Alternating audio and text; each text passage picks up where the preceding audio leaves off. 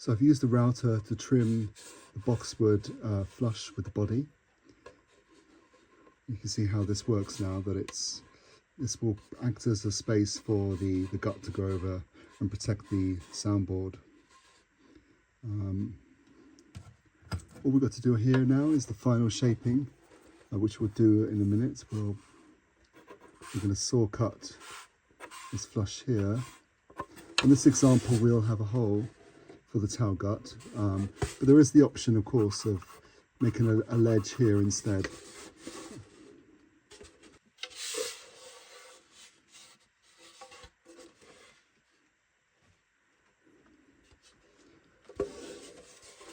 So we're going to saw this, and then we're going to sand this instrument. We're going to round off the bottom. So we have the bottom to round off.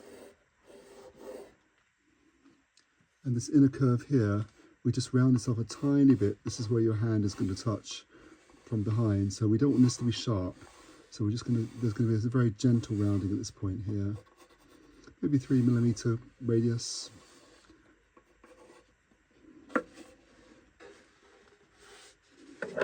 We don't leave any sharp arises, so there's just very slightly curved over here.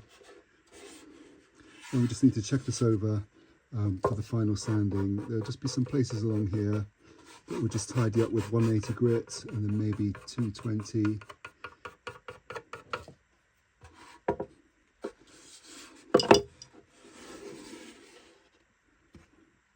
And then we're just going to do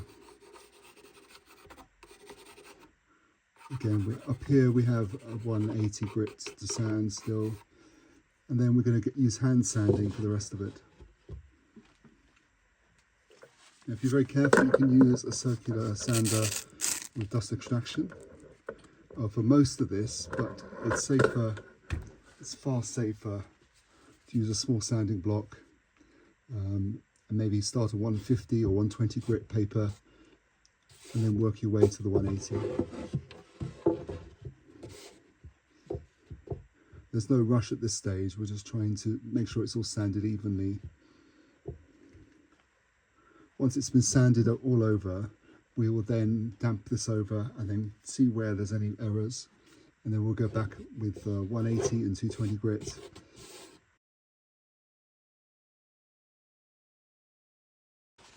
The tailpiece on this model is going to be attached to the base section, which goes right through the bottom section here. So we need to drill a hole in the center here, like this. So you can see on here, we need to drill a hole in the center of this point here. This hole will match up to the other side. This is 40mm. So we're going to mark on here.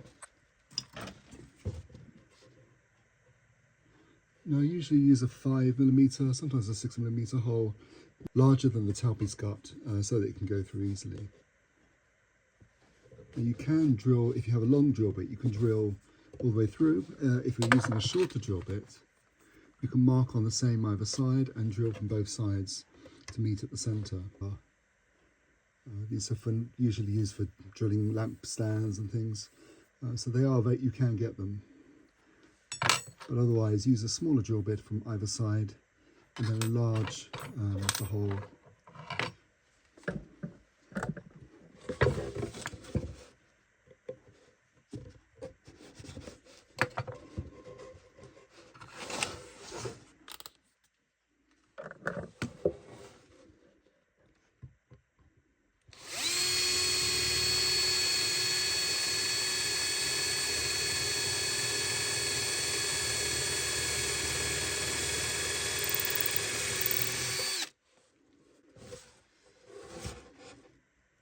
So you've drilled one side halfway through, and you now reverse the lyre, mark the same central position,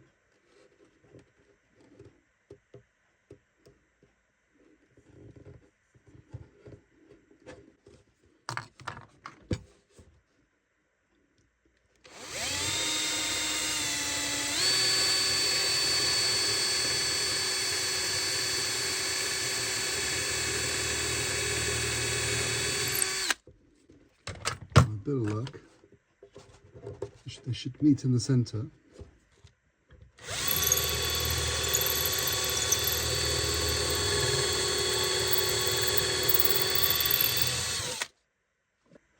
Having drilled both sides, I think the drill bit goes right through now.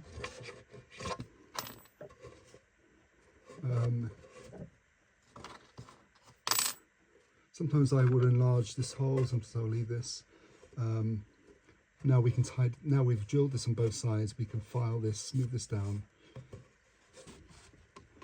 The way the tailgut works is it goes through the other side, and then it's going to go over this piece of wood here.